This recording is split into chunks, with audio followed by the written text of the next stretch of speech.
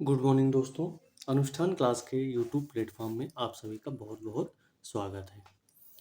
कल की क्लास हमने बंद की थी, आज फिर से उसी क्रम में क्लास को स्टार्ट करते हैं। एनसीईआरटी ईवीएस में हमने कहाँ तक पढ़ा था? क्षेत्रीय व्यंजन के बारे में पढ़ लिया था। आज हम पढ़ेंगे खाद्य परिरक्षण की विधियाँ।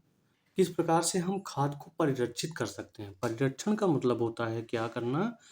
परिरक्षण का मतलब है सुरक्षित रखना। जो भी चीज़ें खाते हैं हम, उनको कैसे हम बचा के रख सकते हैं। ठीक है, तो उसमें कई सारी विधियां हैं। ठीक है, खाद्य परीक्षण की बहुत सारी विधियां हैं जिसमें खाद्य पदार्थों को सुरक्षित रखने की तरीके के बारे में बताया गया है। पहली विधि है आपका द्रुत शीतन। द्रुत शीतन को हम क्या बोलते हैं? चिलिंग भी बोलते हैं। ठीक है, शीतलन शीतलन को फ्रीजिंग बोला जाता है। चीनी द्वारा परीक्षण जिसे सुगरिंग बोलते हैं। चौथा पॉइंट है नमक द्वारा परीक्षण जिसे साल्टिंग कहते हैं। पाश्चुरीकरण है अगला पॉइंट, 6 नंबर पे पाश्चुरीकरण है। ठीक है, और 7वें नंबर पे आपका निर्जलीकरण है। यानी आपके कुल जो पॉइंट हुए हैं, केवल 6 पॉइंट हुए हैं, 6 नंबर पे निर्जलीकरण है। ठीक है, निर्जलीकरण का मतलब समझते हैं। खाद्य पदार्थों से जल को बाहर निकालना क्या कहलाता है? निर्जलीकरण। निर्जलीकरण, जलीकरण और नी का अर्थ नहीं के अर्थ में लगाते हैं। जलीकरण का मतलब है जिसमें से जल को क्या कर देना? बाहर निकाल देना। जैसे मूली का अचार बनाते समय अगर मूली काट कर हम उसमें नमक डाल दें और धूप में रख दें, तो उस कंडीशन में क्या होगा कि उस मूली से जितने भी जल की मात्रा होगी वो क्या होगी? बाहर निकल जाएगी। ठीक है, ये बात आपको समझ में आ गई होगी। अब हम बात करते हैं द्रुत शीतन की। द्रुत शीतन क्या है? द्रुत शीतन खाद्य पदार्थों को 1 डिग्री सेल्सियस से 4 डिग्री सेल्सियस तापमान से कम ताप पर रखा जाए तो उस प्रक्रिया को कहेंगे द्रुत शीतन। ठीक है, अगर खाद्य पदार्थों को 1 डिग्री सेल्सियस से 4 डिग्री सेल्सियस तापमान से कम ताप पर रखा जाता है तो उसे कहते हैं द्रुत शीतन या चिलिंग कहते हैं। ठीक है, और शीतलन क्या है? खाद्य पदार्थों को कम तापमान फ्रिज में रखना, कम तापमान पर फ्रिज में रखना क्या कहलाता है? वो कहलाता है आपका शीतलन। क्या कहलाता है? शीतलन। अगला पॉइंट हम देखें उसी खाद्य पदार्थों के संरक्षण में नमक द्वारा परिरक्षण। कैसे नमक द्वारा परीक्षण किया जाता है, जिसे साल्टिंग कहते हैं। नमक या तेलों का प्रयोग करना एक रासायनिक विधि है। ठीक है, नमक या तेलों का उपयोग करना वो एक रासायनिक विधि है। अब किस प्रकार से करेंगे? खाद्य पदार्थों पर नमक लगाकर रखने से नमक भोजन से क्या करता है? यानी खाद्य पदार्थ है उसमें नमक लगा देंगे। नमक लगाने पर वो क्या करेगा? भोजन से पानी को बाहर कर देगा, जिससे जो भी उसमें बैक्टीरिया उत्पन्न होने लगते हैं उस खाद्य पदार्थ में, वो सभी बैक्टीरिया क्या हो जाते हैं? नष्ट हो जाते हैं। ठीक है, अब नमक लगाने की विधि भी कई प्रकार से है। तो पहली विधि है इसमें ड्राई क्योरिंग। क्या करना? ड्राई क्योरिंग करना। भोजन या खाद्य पदार्थों में नमक लगाकर छोड़ देने पर पानी को बाहर निकालना। ठीक है, भोजन या कोई खाद्य पदार्थ है तो उसको हम नमक लगाकर छोड़ देते हैं कुछ दिनों के लिए, तो उसमें से जितना पानी है वो सभी बाहर हो जाता है। ठीक है, जैसे हमें अचार बनाना हुआ मूली का या आम का अचार बनाना हुआ, तो आप देखते होंगे घरों में कि वहां पर सबसे पहले आम को काट कर उसमें नमक लगा के धूप में रख दिया जाता है, जिससे उसमें जितनी भी पानी की मात्रा होती है वो निकल जाती है, जिसे हम कहते हैं ड्राई क्योरिंग करना। क्या करना? ड्राई क्योरिंग करना। ठीक है, वेट क्योरिंग, इसमें भोज्य पदार्थों को नमक के घोल में पकाने से पहले रखते हैं। ठीक है, वेट क्योरिंग, इसमें भोज्य पदार्थों को नमक के घोल में पकाने से पहले रखते हैं। ठीक है, यानी उस चीज़ को नमक के घोल में रख देते हैं। जैसे साल्ट हुआ, सोडियम नाइट्रेट हुआ, ऐसे भोज्य पदार्थों को इन सारे विलयन में रखा जाता है। ठीक है, तो इसे हम क्या कहेंगे? वेट क्योरिंग कहेंगे। यानी उसको घोल में रखना वेट क्योरिंग है, और नमक लगाकर केवल छोड़ देना वो क्या है? वो ड्राई क्योरिंग है। वेट का अर्थ ही होता है गीला करना। ठीक है, तो इसका मतलब है नमक के घोल में पकाएंगे। चीनी द्वारा परीक्षण अब कैसे करते हैं, लेकिन चीनी द्वारा परीक्षण किसका करेंगे?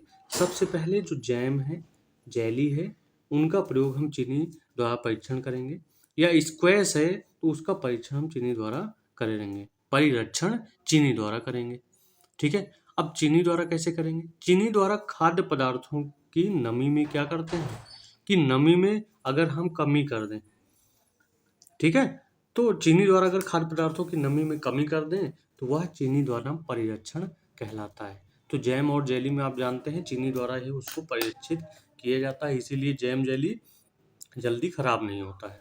अब बात आती है जैम जेली का प्रयोग कहाँ पे करते हैं? ब्रेड को खाने के लिए सबसे पहले जैम या जेली लगा के हम उसको खाते हैं। ठीक है, आगे चलते हैं अगले पॉइंट पर, तेल एवं सिरके द्वारा परिरक्षण। सबसे पहले बात आती है तेल एवं सिरके द्वारा परिरक्षण किस चीज का करेंगे? तो परिरक्षण हम करेंगे अचारों का। ठीक है, अचार को संदूषण से बचाने के लिए, दूषित होने से, उसमें बैक्टीरिया उत्पन्न होने से या उसमें कवक फफूंद लगने से बचाने के लिए हम क्या करते हैं, तेल व अचार में तेल व सिरके डालते हैं। ठीक है, इसके द्वारा सब्जियां, मांस, फल, मछली आदि का परीक्षण किया जाता है। किसके द्वारा? तेल एवं सिरके द्वारा परीक्षण करके। ठीक है, अब बात करते हैं कैनिंग की। कैनिंग क्या है? तो खाद्य पदार्थों की इस विधि में जिसमें भोजन को एयर टाइट कंटेनर में रखा जाता है। अब एयर टाइट कंटेनर किसी भी चीज का हो सकता है, जैसे मेसन जार हो गया। ठीक है, आप देखते हैं अचारों को किसी घड़े में रख दिया जाता है तो मेसन जार टाइप का रहता है। ठीक है, उसमें नक्काशी भी की रहती है। दूसरा, स्टील में बंद करके हम रख दें या टिन के डिब्बे में सील करके रख दिया जाता है तो उसको कैनिंग कहा जाता है। यानी कैनिंग में, कैनिंग कैनिंग मतलब, अब कैनिंग, कोई कोई व्यक्ति अगर कनिंग होता है, क्या करता है, चीजों को चुराने के लिए क्या करता है, वो किसी चीज में ढक के कस करके छोटे से चीज में लेके जाएगा। तो ऐसे ही हम लगा सकते हैं कैनिंग, भोजन को air tight container, mason jar और स्टील और टिन के डिब्बे में सील पैक करके रखा जाए तो उस विधि को क्या कहेंगे? कैनिंग कहेंगे, कैनिंग। अगला पॉइंट है वैक्यूम पैकिंग। तो वैक्यूम पैकिंग का मतलब सील करना, पैक करना। वैक्यूम सीलिंग मोल्ड फंगस और बैक्टीरिया के विकास को रोककर भोजन को सुरक्षित रखता है। यानी वैक्यूम सीलिंग मोल्ड प्रयोग किस में करते हैं? या हमें बाहर के मोल्ड से, फंगस से, ठीक है, और बैक्टीरिया के विकास को रोकता है।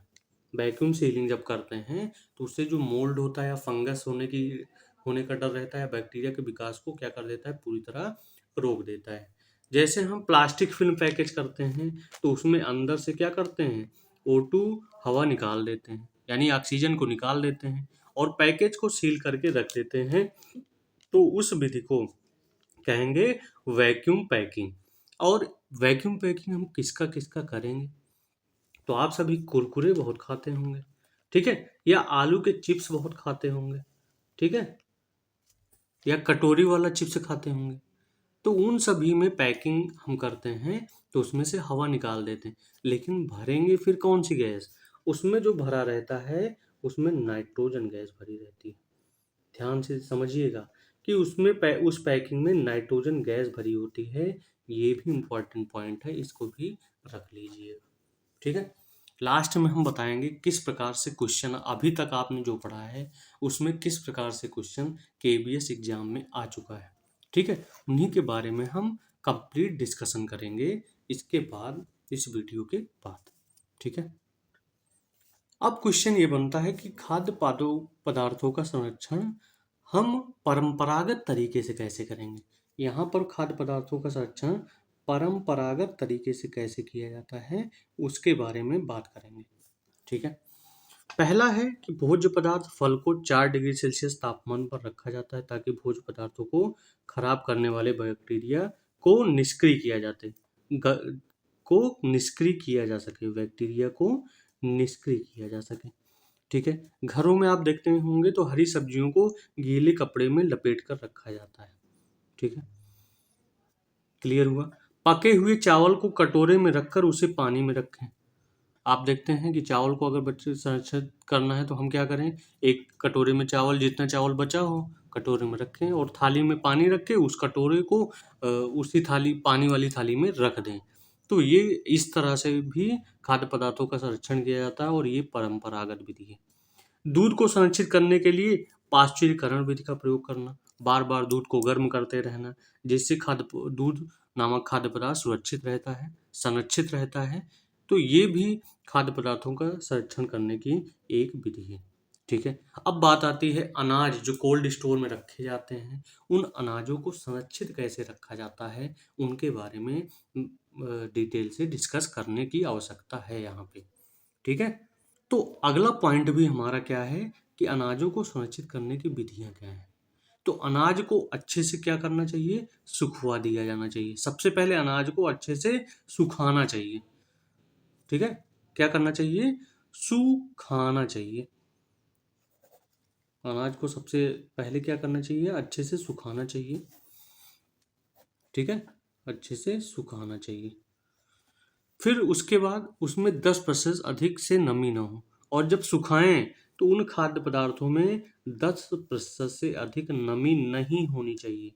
यहाँ पे नहीं की बात की है, 10% नमी अधिक 10% से अधिक नमी नहीं होनी चाहिए। ठीक है। उसके बाद क्या करते हैं, अनाज को भंडार गृह में रख दें। ठीक है। या कभी हम घरों में अनाज को रखते हैं तो अनाज में नीम की पत्तियां सुखाकर या लौंग सुखाकर, ठीक है, या नमक का प्रयोग करके हम चीज़ों को रखते हैं।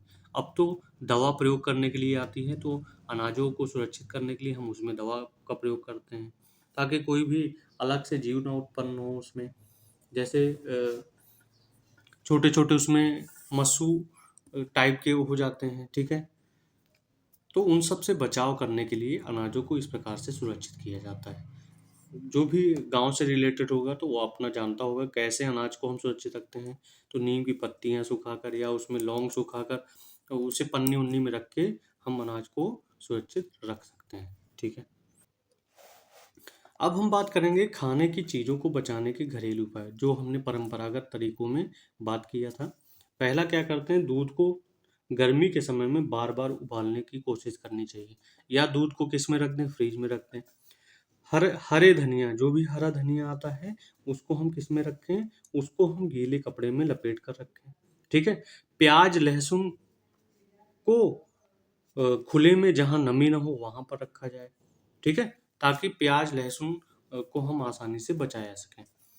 अब बात आती है, एक पॉइंट है कि आंध्र प्रदेश में आम पापड़ जिसे मामिडी आम तांद्रा भी कहते हैं, जो कि आम से बनाया जाता है। ठीक है। तो अंधे लोगों की मामी क्या बनाती हैं, आम का पापड़। अंधे लोगों की मामी क्या बनाती हैं, आम का पापड़। यानी आंध्र प्रदेश में मामड़ी तांड्रा या आम पापड़ जो बनाया जाता है वो आम से बनाया जाता है। ठीक है। और मामड़ी तांड्रा तैयार होने में 4 हफ्ते का समय लगता है, जिससे वह 4 सेंटीमीटर मोटा मामड़ी तांड्रा आपका तैयार होता है।